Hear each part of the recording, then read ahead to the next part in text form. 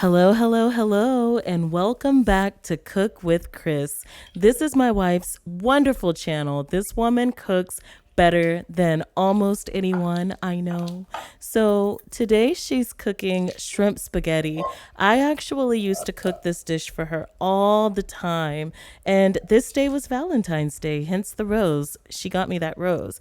And we just decided that this is what we wanted for dinner this day. So I told her we might as well film a video for her channel because people have been asking us how to make it. So now we're showing you guys. So you can see what we're doing here in the video. Really, I'm behind the camera and Crystal is doing all of the work. Happy Valentine's Day to me, right? But she's such a good cook. You could just watch what she's doing with the shrimp and the seasoning. And seasoning your food is actually very important because without that flavor, it just tastes so bland. We could have just thrown the Velveeta and the Rotel in there and salt and pepper and called it a day, but it would not have been as flavorful and tasty as it is, as it turned out to be. It's really good. I mean, look at that shrimp. God dang. The season on that shrimp is visible, baby. You can see it, baby, and you can taste it too.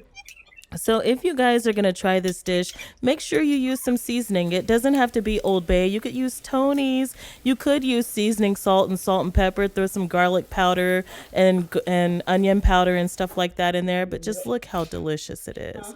Yum, yum, yum.